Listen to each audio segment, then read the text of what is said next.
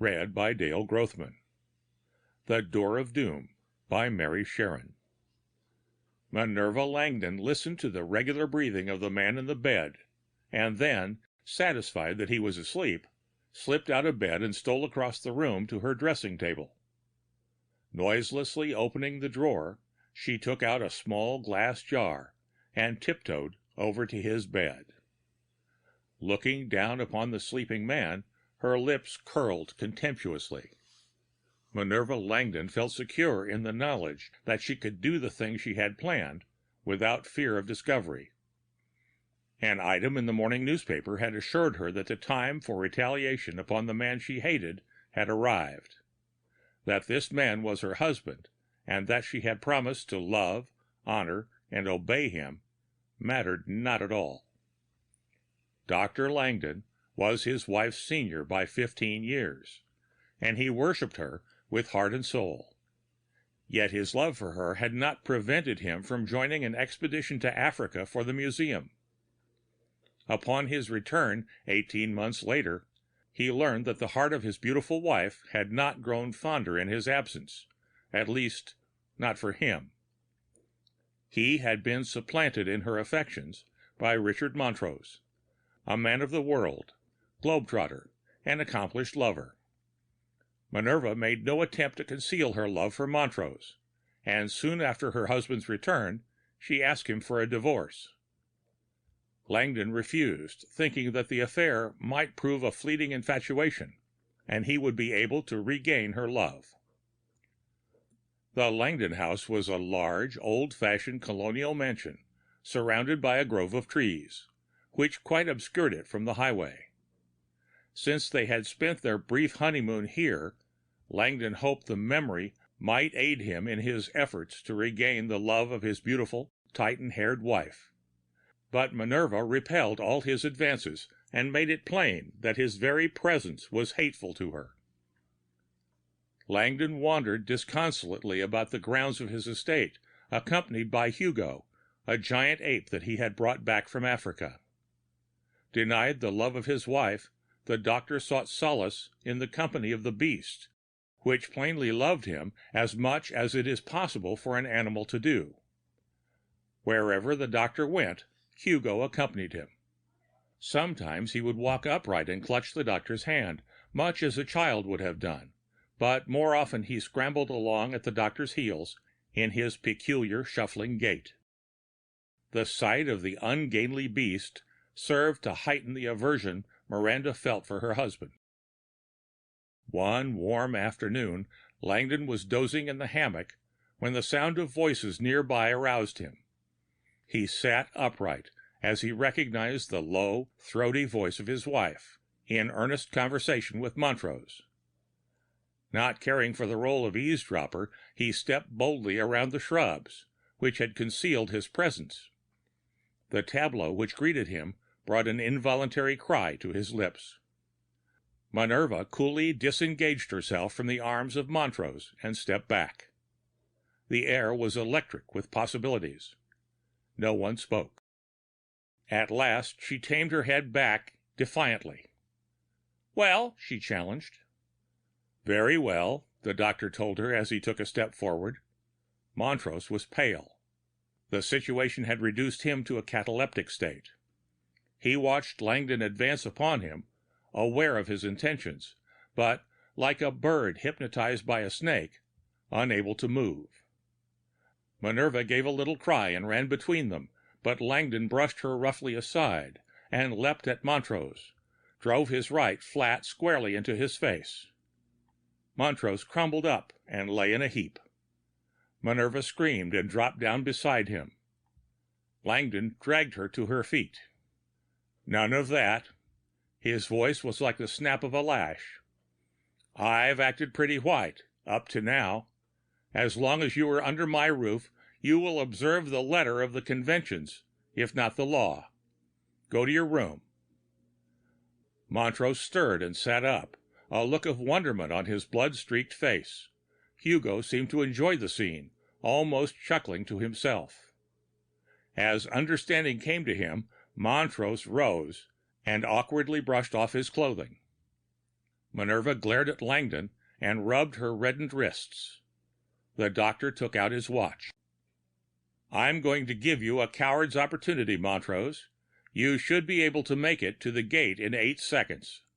I shall be timekeeper. If you are longer, I shall send Hugo to bring you back."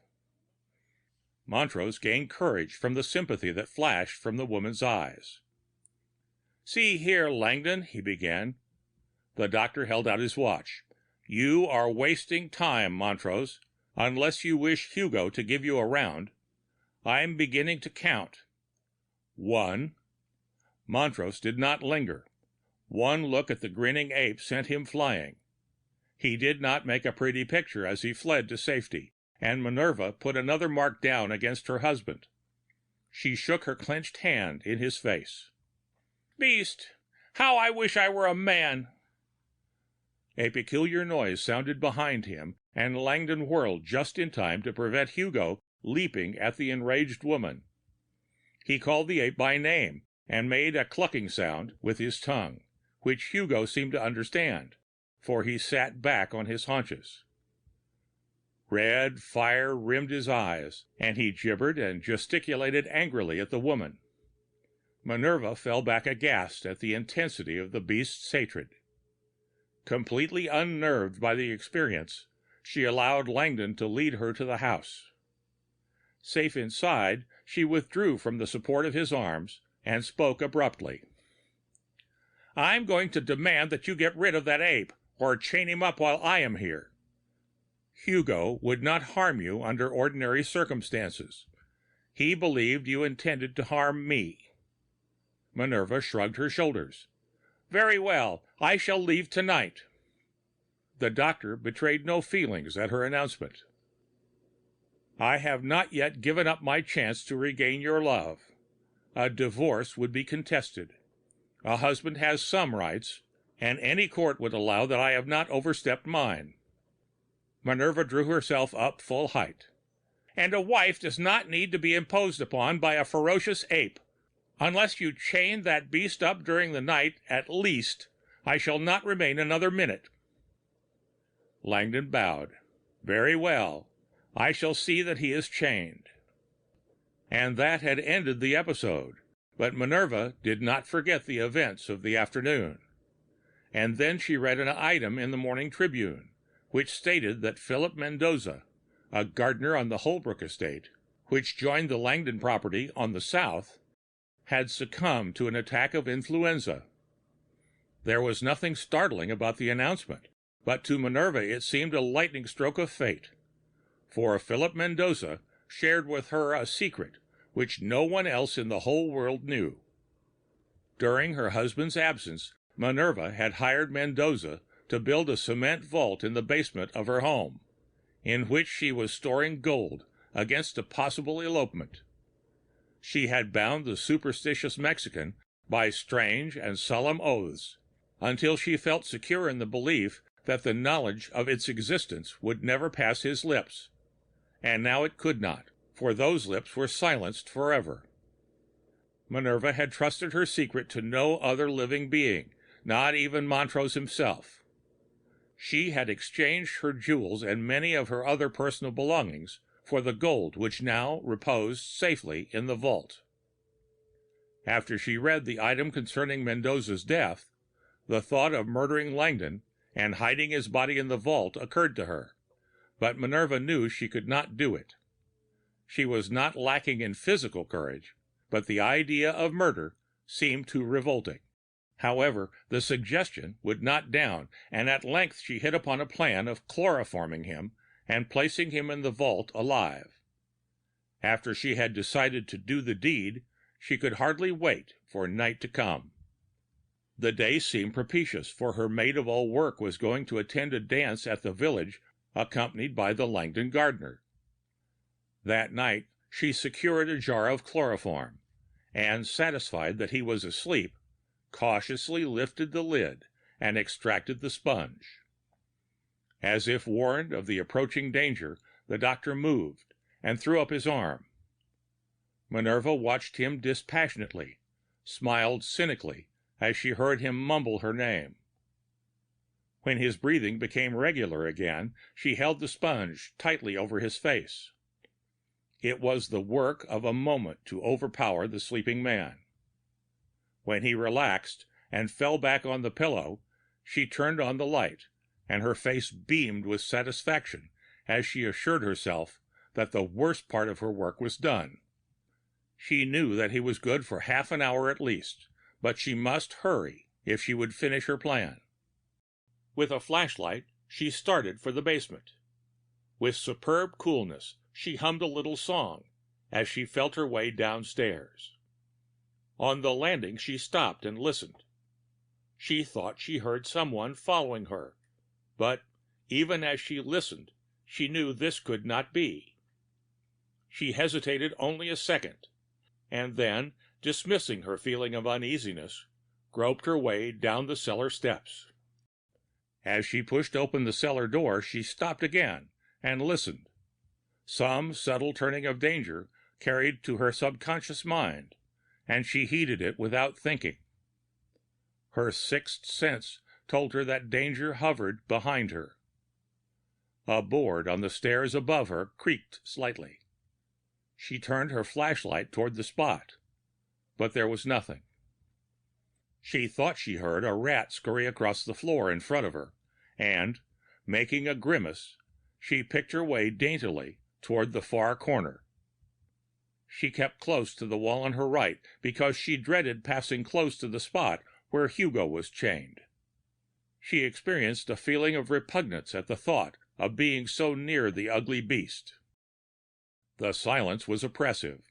As the lull which precedes a tempest, so the deadly quiet in the musty cellar seemed to her alert senses to presage some sort of eerie doom. Minerva would not acknowledge her fear, but told herself that in a few minutes her task would be finished, and she would be free. Free.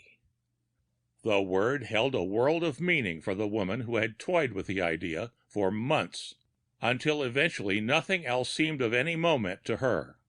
Even the thought of taking the life of the man who loved her so absolutely that he had tried to keep her against her will would not deter her from her evil purpose. For 5 months she had been bargaining and hoarding until the little vault held enough gold to take her and her lover far from the scene of her crime. She felt along the rock wall until she came to a depression and found the delicate spring which controlled the lock of the vault. Slowly, the huge door swung outward. It had been several weeks since she had visited her storehouse, and to her sensitive fingers, the spring seemed slightly rusty. She tried it twice before she was satisfied that the mechanism was in perfect order, and then, stepping forward into the vault, she picked up a bag of gold, which she carried outside, and leaned against the cellar wall. She returned and picked up another. Though Minerva did not realize it, she had hoarded the gold for her flight until it had become an obsession with her, and she had come to love the gold for itself. She had become, at heart, a miser. As she caught the second bag to her bosom, a pleasant thrill warmed her being. She dropped gracefully down upon her knees, and thrusting her hand inside the sack, she brought out its gleaming mess of gold. She directed the rays of her flashlight upon the yellow metal, and caught her breath at its beauty. All thoughts of the man who lay unconscious upon the bed upstairs, as well as those of the man who waited to fly with her, vanished as she fondled the golden metal. Upon her knees, she heard a sound behind her that curdled her blood. Langdon had failed to chain up his ape. As the shrill burst of simian laughter sounded behind her, Minerva turned and hurled herself frantically against the massive wall of concrete. In another moment, the giant ape swung it shut upon her. When Dr. Langdon recovered from the effects of the chloroform, he searched wildly for his wife. He labored under the delusion that robbers had broken in and had made away with her. His theory seemed partially substantiated when Hugo brought him a bag of gold. for Langdon decided that the robbers had dropped a part of their night's loot in making a getaway. Though the doctor offered large rewards for the apprehension of the robbers and the return of his wife, no clue to her tragic end was ever unearthed. The end of The Door of Doom by Mary Sharon.